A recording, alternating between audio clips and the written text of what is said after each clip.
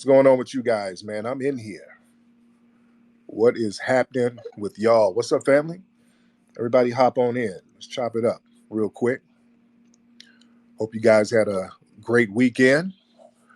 I'm still down here in Atlanta, out here in the ATL, chopping it up. What's going on now, fam? How's everybody doing? What's up, Sincere? Shout out to Sincere, the love God, my brother. Shout out to Sincere. Sincere came through this morning, gave me the morning haircut. He fell through. Shout out to brother Sincere. He was with me early this morning. Then I did an interview with Beehive. Shout out to my brother Beehive. They put the interview up quick, well, parts of the interview. If you go to Beehive's channel on YouTube, they got the video up. So shout out to my brother Beehive. And a little later, I'm about to head out for another interview. So I've just been super duper busy out here. What's up, Sir Major? I see you, fam. Let me get Sir Major in here. Sir Major's hopping in with the request early. What's up, Rilla? I see the usual faces in the house. How's everybody doing? All right, let me get Major. What's up, Linus? How you doing, beloved? Let me get brother Sir Major in here. What's going on, fam? What's up, brother Flex? How you feeling, man? I'm good, man. What's Man, on a couple your mind? things. I'm gonna try to talk fast so I don't waste no time. Really quickly, there's a former police officer in Mobile, Alabama. His name is Lowski. He's doing a lot of FBA rooms. He got on the scene 3 weeks ago. All of a sudden, he's got 300 followers by infiltrating our spaces. Okay, everyone in FBA is aware of this. I need to get you hip to game. He's doing rooms with FBA folks, co-hosting and stuff like that, and opening up rooms. And he's infiltrating our spaces. Now, what he's doing, because everyone figured him out. He works for another law enforcement agency. We're trying to get his legal name. What he's doing is he's writing fake, salacious articles about me and other folks and publishing them on what's called Newsbreak. Okay, but he's infiltrating these spaces, and he also said that Black Americans, FBAs, we need to start beating up these police and fighting police officers. That's how we knew he was agent. Then he said George Floyd, his death was an accident. The cop didn't deserve to go to prison. So that's what's going on right now in these spaces, and we need to get the word out about that. Okay. Well, I'll look into that and see what's going on because I don't know anything about that. But yeah, I'll look into it. Yeah. And then you got All that right, brother. clown African that's going at you right now. Pan Africanist. He talking about that the building was not vandalized. So I was just on this stage debunking that. Oh yeah, Bucci's. Is he copping, please? He's probably because he's copping, please. What else? Because he knows he's about to lose this case because I'm putting cases on these bitch niggas now. So he already knows he's gonna lose the case. So yeah, he's probably splaining and babbling, trying to cop please. Is he trying to get money? Because that's what a lot of these bitch niggas do. I think he's gripped him, man. I think he's got some. He's trying to cook up. Okay, yeah. He's probably trying to finesse some money before he loses the case. All right, but thank you so much, bro. Yeah. I'm putting cases on bitch niggas now. Oh yeah, I got cases on a bunch of bitch niggas right now. I'm treating these niggas like hoes. I'm dragging them in court, smacking them the fuck around. So a lot of them, when you drag niggas in court for doing little fuck shit, they start trying to finesse money real quick. I need money for legal fees. Help me. It'd be that type of shit.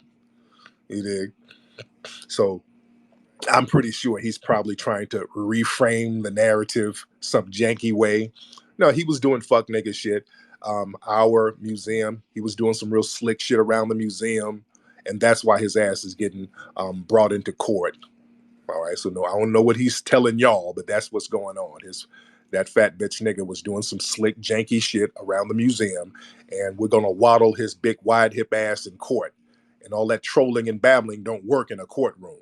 All right, so don't let this fat fucker try to finesse y'all out of money by framing the shit all types of ways. All right. Don't let this nigga try to finesse y'all out no damn money.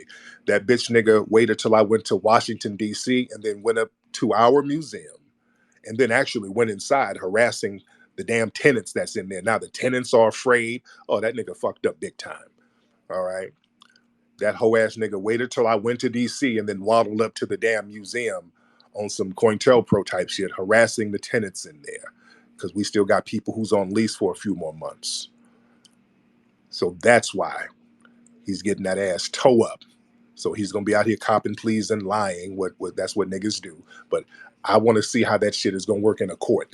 They don't play that shit out here. One thing they don't like in the California courts: lying, babbling niggas.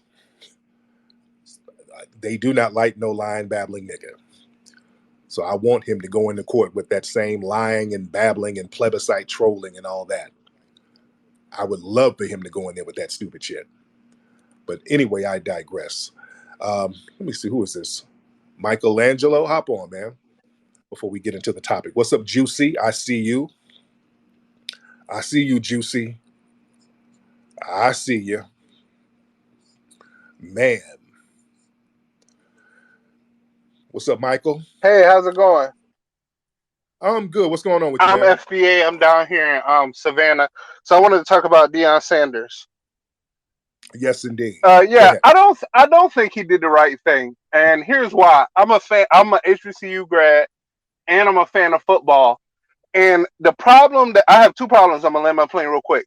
One, Mm-hmm. if he was just like a regular coach and he won the championships, I wouldn't have a problem. But he kept saying, hey, we don't need the white schools. We don't need the white schools. We can do that right here, the HBCU. So a lot of people kind of change their trajectory to be over there with him and go to HBCU schools when they could have got their own bag and went to the white schools to get those type of opportunities. And second, the reason why I feel like he did it for himself is because he went to Colorado, and that's the problem.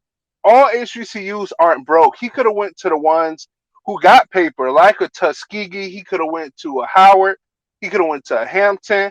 He could have went to a black majority school that is not a HBCU, like a Georgia State, because their football team sucks. And he would have been right there in Atlanta, which would have been epic. But he chose to go to Colorado. So this Did kind of those other people offer? Wait, okay. Did those other people offer him to come there though? we don't know. I agree with that point. We All don't right, know. all right, all right. See, let me land your plane. See, that's the thing. We up here speculating. Nobody. I didn't hear about nobody giving an offer. You did? He could have went here. He could have went there. I mean, damn. If they're not offering no paper, it's going to be the same situation, right? Let me touch on that in a minute. Who's this person here with this troll account? Hop on, dude. Hop on. Hop on with this troll account. Hey, what's up, Tariq?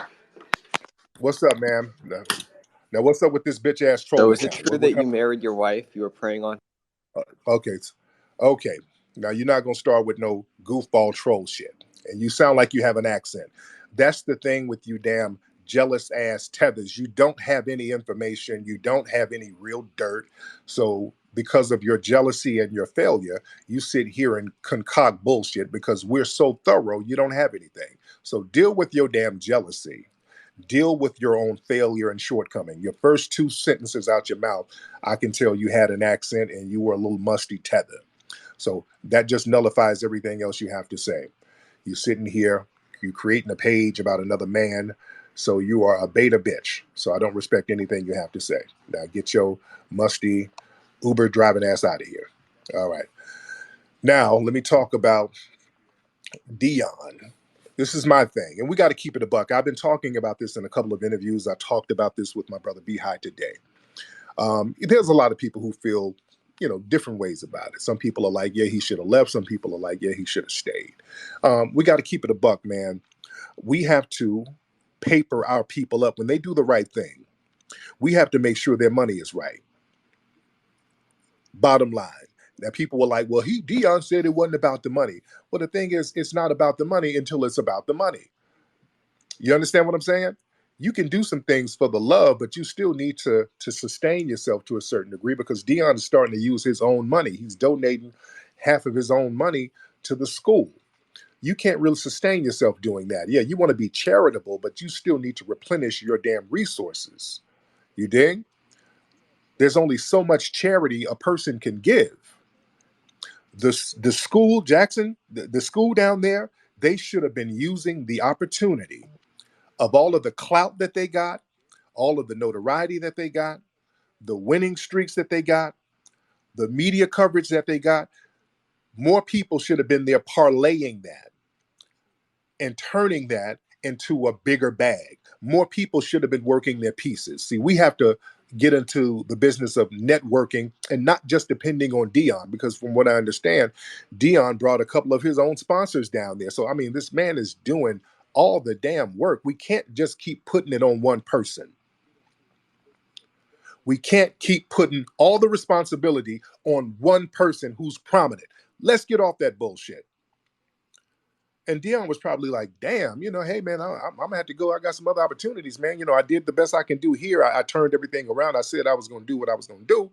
But now I'm going to move on to another situation. So really can't be mad at that.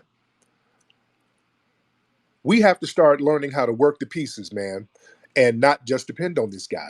A lot of these HBCUs, man, they're going to have to revamp the mindset and the way they get down. If you have an opportunity and somebody's giving shine and creating opportunities and notoriety, you have to learn how to capitalize off those opportunities. We got to learn how to do that, man. Everybody's going to have to start getting involved and working the pieces. Because, see, a lot of these HBCUs, they sit here, and if ain't no white benefactor, they don't know what to do. No, we got to get out here and grind. They should have been on the phone, some of the administrators or whoever. They should have been out here getting with other sponsors instead of waiting on Deion to do that. They should have been doing merchandising deals. They should have been out here trying to politic some TV deals or whatever. There's many opportunities that certain people within the administrative arm of the school could have been working on while Deion was giving the school that type of shine. And also, not just Deion, but all of the HBCUs could have been capitalizing off of this and following that template. You understand what I'm saying?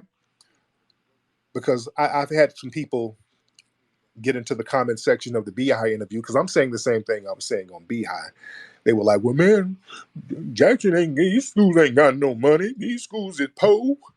They is poor. How they gonna pay Deion Sanders some money? They ain't got no money. Man, if y'all don't stop, let me tell you something.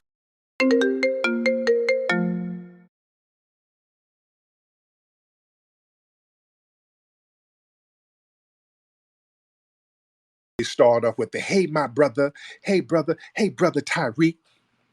Hey, bro, assalamu alaikum, brother Tariq. Hey, bro, assalamu alaikum, brother. We would like for you to come down to the school, brother, and do a lecture. Now, we ain't got no money, but we would like for you to come down for the love of the community. They would always do that. And then you look at the roster, and they got Lil Bootsy performing the following week. They got Waka Flocka performing the following week, and the rappers don't perform for free. These rappers don't go to these schools for free. They don't do assalamu alaikum, hey, my brother, bean pie, sea moss, alkaline water. They don't do that shit with rappers. They scrape up the money for the rappers to come and perform at these schools, and they give them top dollar. These rappers don't do shit for free. So I've always had a problem with that mentality. When somebody's doing the right thing that's going to benefit everybody as a group, they have to donate everything. They have to, it has to be a charity thing with that black person. But when the rapper want to come and rap about scissor and lean and weed, all of a sudden y'all magically got the money to pay them and their entourage. We have to flip that mindset, guys. They should have went out of their way to make sure that Deion was good. That school should have made sure that Deion was good so he would not have to leave. That's the bottom line, man. And they could have gotten the money. Again, with all of the notoriety that Deion has brought to the school, they could have worked some angles and worked some pieces and parlayed that. You understand? If you have a winning team going on, and you can always parlay winners with resources, always, because everybody wants to be associated with winning. So we got to know how to get out here and politic and parlay things without having to depend on one person. And another thing too, and some people were pointing this out, and some people looked at it in a certain way. When Deion was down there in Jackson, man, in Mississippi, do y'all know, not only was he not really getting paid like that, and he mentioned some things about crime. They broke into Deion's car and took a radio from him.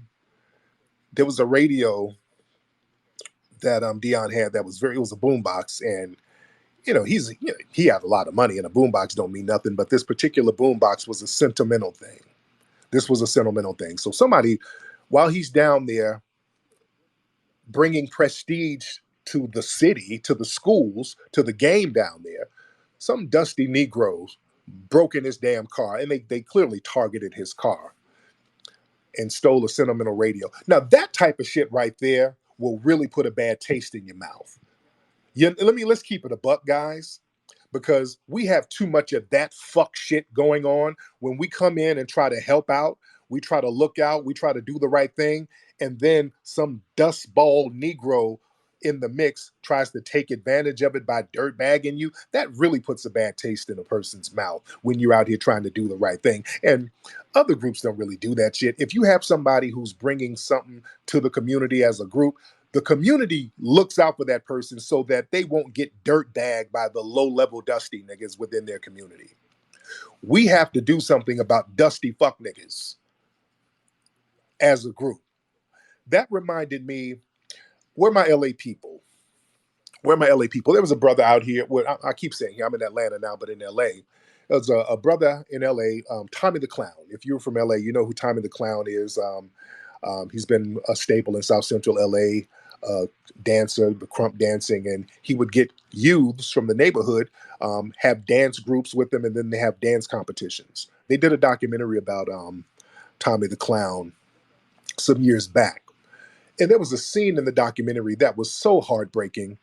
Tommy the Clown, his brother, got all of these kids from the inner city, getting them out the streets, teaching them dance, forming dance competitions. And I think they went to the Forum and did a big dance competition. And while they're at the dance competition, doing something constructive, doing something positive with these kids, the people knew he would be at the dance competition. They went and broke in that man's house and stole all his stuff. And in the documentary, when he went home, that just crushed him. That was one of the most disheartening scenes in the movie. That broke that man's heart. And that broke my heart seeing that type of dusty ass shit like that. When we have those in the community who want to come in and do the right thing and assist the community, and nobody's doing nothing about the dusty asses who sit here and try to undermine people who do stuff like that. Even now, we're doing the museum, we're doing this for the community. We got dust buckets and fuck niggas that we got to drag into damn court because of dirty little undermining fuck nigga shit that they're doing out here. You understand? We got a problem with dusty ass niggas running around here that don't get checked like that. We got a real big problem with that type of shit running around when we try to do the right thing. So we can't coexist in the same universe with this dust shit. You understand? And I'm not just talking about the dusty niggas on the bottom. I'm talking about the dusty mentality within some of these administrative arms of the HBCUs, because they run these HBCUs dusty in many cases. Because a lot of them, they just want to sit around here and have a boule brunch or whatever. They're not really trying to make no real difference, but they try to get a prominent black person and try to shame them into being the Pied Piper of the black community. And there's only so much they can do. We shouldn't depend on a Deion Sanders or any other type of black celebrity. Everybody needs to be on point, and everybody needs to do the right thing. Everybody at these HBCUs needs to be out here working their pieces in order to bring more prestige and more money to some of these winning teams. When you have a win going on, you have a winning streak, everybody needs to get on board and try to capitalize off that win and take the win to the next level, instead of saying, well, damn, how come Deion ain't doing it for us? Deion has done enough. Let's keep it a buck. Deion has really done enough. Would it be great if he stayed there? Yeah, but come on, man. You got to get that money in order.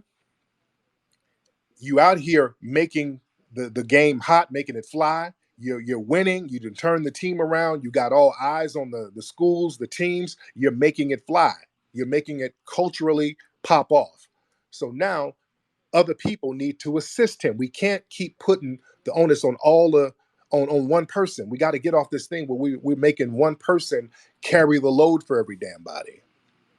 Let me get some of y'all to chime in on this. Let's get Dominique in here. What's up, Dominique?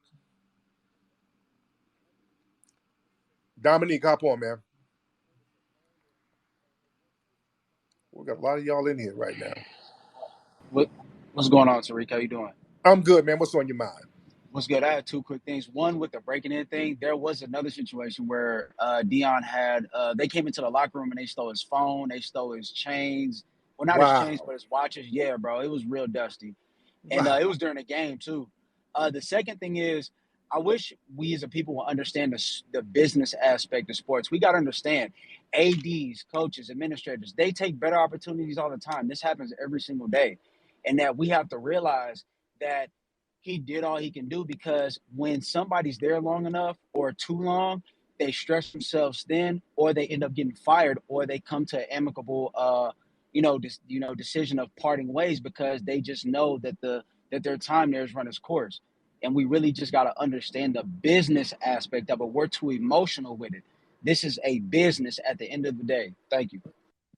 Thank you, man. Now I didn't know they did all that too. And look, fam, let's keep it a buck, man. Shit like that, when you have dusty niggas coming in doing that type of shit, that puts a bad taste in everybody's mouth.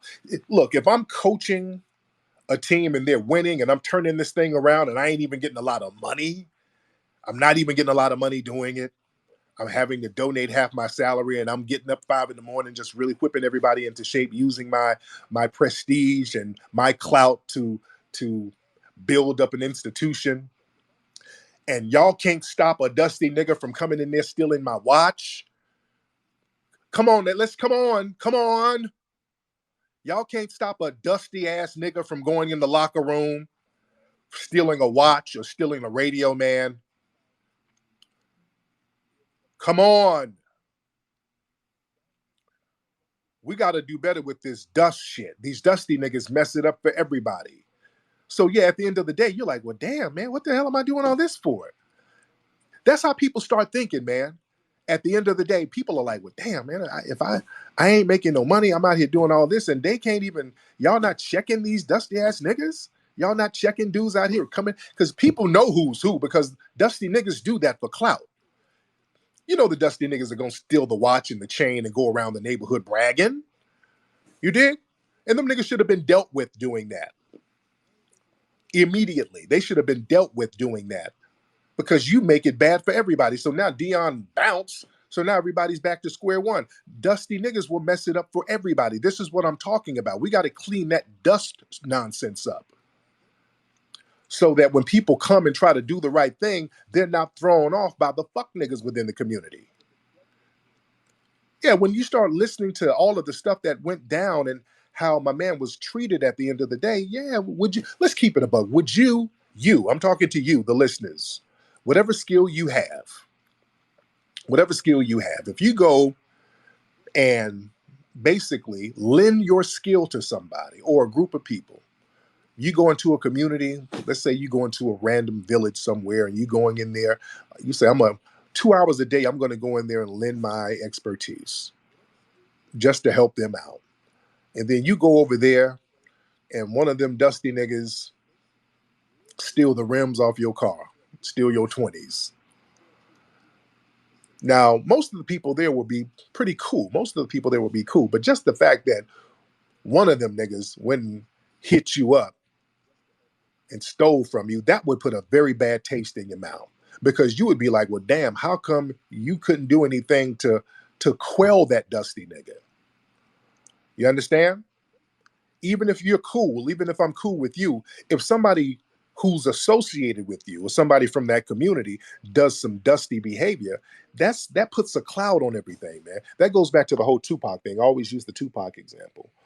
The whole Tupac and Biggie thing. When Tupac was in New York, when he got shot the first time, when he went in that studio and the Brooklyn dudes shot him up like that, he didn't know who to trust. Now, many of those guys in the studio, I would say most of them probably didn't know what was going on, but somebody in that studio knew something. All right? Somebody knew that Tupac was going to get set up. At least one person knew. You understand what I'm saying? I'm saying most of them probably had no idea, but somebody in Quad Studios knew that Tupac was going to get set up. Somebody knew, and that was the problem Tupac had. That was the thing that really kicked off the whole East-West beef, because they knew, hey, man, y'all weren't looking out for this dude. He was a guest in your city, and all the people who were supposed to be cool with him, y'all didn't look out, and you allowed that to happen to him. So now the whole thing is tainted, because on the West Coast, if you come to the West Coast and somebody's looking out for you, they're going to look out for you. part of the West Coast culture. You come out here and somebody's looking out for you, ain't nothing gonna happen to you. It's not supposed to happen to you if you got somebody really, really looking out for you, because it'll make them look bad. So they kind of go out of their way to look out for you. So they felt the same reciprocal thing should have been done with Tupac when he went to New York. All of those people in the studio and don't nobody know nothing. Somebody knew who set him up. So sometimes when something dusty happens to a person, the whole group gets tainted because you don't know who's who. You don't know who's looking out. You don't know who's against you. And again, Deion did all that he can do. And I don't think he was appreciated enough. In many ways, I don't think he was appreciated enough. And that's a problem. When we have people like that making institutional changes that could benefit large groups of us, we need to make sure that these people are good. Let's get ODB in here, Dirty Boys. What's up, man? What's up, ODB? Man, well, what's good with you, Tariq? So with this Deion situation, I feel like the point that we missing is the misallocation of funds via HBCUs, and Deion Yeah, and Deion Sanders highlighting that via the fact that the horrible facilities. You know, me as somebody that went to Central State in Ohio and went to the HBCU, we don't even the governor when they allocate these funds don't give us the money, and the money that we do get, the president ends up fucking it off, buying furniture, doing different stuff like we see across different HBCUs, spending the money on their own personal for their own personal gain. You know what I mean? Treating it like some yeah, type of yeah. politician. So I mean, we got to highlight that portion too, because he was banging for Real talk. every HBCU to get new facilities, getting all these things. Like he said, he donated half of his salary to Jackson State for a new facility. He don't get to take that with him to Colorado, as far as I know. So Right. yeah, it's just on that part, and we need to highlight the fact that HBCUs, not only do we not get funding, but some of the presidents do shady shit. I think all academia does shady shit, but when you are at an HBCU that doesn't get the proper funding, and you're gonna get highlighted, and we see it throughout the the community, the HBC community. The most recent I seen with Texas Southern in 2020, their president got fired for taking $1 million. You know. Yeah, yeah, yeah. Oh, yeah. Yeah, real talk. Good point, man. A lot of these HBCUs, man, they be finessing. Some of these administrators at these HBCUs, they look at this shit as a big ass finesse, man. Y'all remember it was some one dude in DC at one of these, was it at Howard? It was a couple of years ago. They called him the finesse guy. This nigga was finessing people's student loan money. It was something this nigga was doing, but people were sending in their student loan money, and that nigga was somehow finessing the student loan money. And then the nigga was all on social media and Range Rovers and fur coats and Gucci shoes. He was flossing all of the stuff he was finessing. You see? Stuff like that has to be checked. We got to start checking stuff like that. Yeah. So, yeah, there has to be a revamp of HBCU culture. When we get an opportunity, we have to know how to work those opportunities and take advantage of those opportunities, family. That's the bottom line. And we got to stop putting all the responsibility on one person while everybody else is kind of bullshitting and lollygagging around. We got to keep it above. Let's get one more person in here. Let's get you permit. Let's get you permit in here. All right, you permit. What's up, man? Hey, good evening.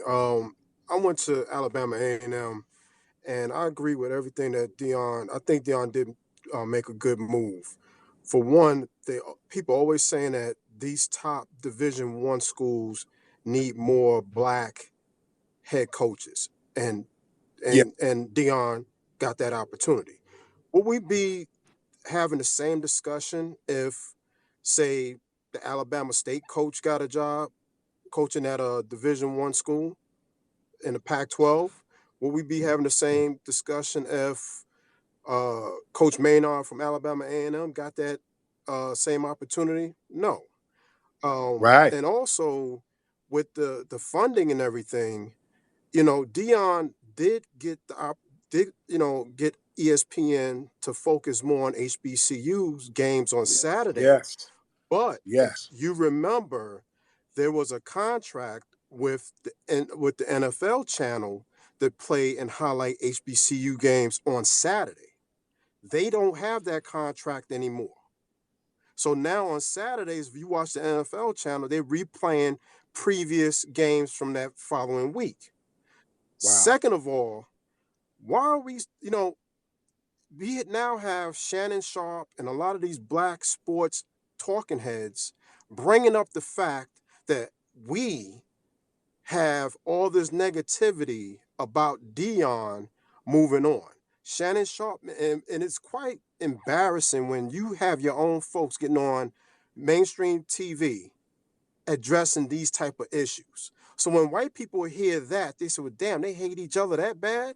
So if Nick Saban left Alabama to go coach the Carolina Panthers, would the white folks at Alabama act and behave the same way? Second of all, Real. well, I'll keep saying second of all, my last point is this. We got more heat for Deion leaving to go coach a white school. But what about when we get these open department head positions within HBCUs and these same schools allocate those positions to non-black Americans, white, Asian, Real and talk. all these other nationalities? Real talk. Real damn talk right there. Yeah, they got this thing where they talk about, well, Deion, you got to have this loyalty to the schools, but damn, these schools get all of these funds and they start giving it to non-black people. So we're going to talk loyalty. That what we doing, right? And we're going to talk loyalty. They start giving money to the Rachel Dolezals out here, right? Let's get Mr. Deion Hart in here. Yo, what's going on, Flex? How you doing, brother Hart? Not too bad. I appreciate you, man. Yes, sir. What's on your mind? Man, I just want to speak as a young brother that's coming up in the coaching game. I mean, Deion did what had to be done, so to say. And people got to Yeah. remember that in those 3 years, he was damn near working for free. Yeah. Yeah. And so when Yeah. you're someone of that stature and that nature, of someone that is an all-time great, we got to understand and just appreciate as a people that sometimes that it's like someone like you say, he is not our leader or our savior. It's up to the next brother to keep this thing going so that they can help out young brothers that keep building this system up if we're really serious about it. It's kind of like the NFL Yes. thing. We say we want to not watch it, but then 2-3 years later, we still watching it. Absolutely. Real talk. All right, man. Thank you so much. I appreciate you, brother. But yeah, man, Deion's doing his thing. Deion's doing his thing. Who this stepper nigga? Are you that Puerto Rican troll? The fuck you on? This ain't no troll space, nigga. The fuck you trying to get up in here for? Nobody want to hear yo Goya powder using ass. But we here, man. I got to go run do some interviews right now. Yeah, we talking grown man shit right here. That's another thing. Getting these mustache tethers out our damn mix too. That's another thing we got to do. But I digress as far as that. Anyway, family, let me get up out of here. I got some business to handle. Don't forget, man, a Rocha Sase holiday coming up December 24th. Y'all stay tuned for that, ladies and gentlemen.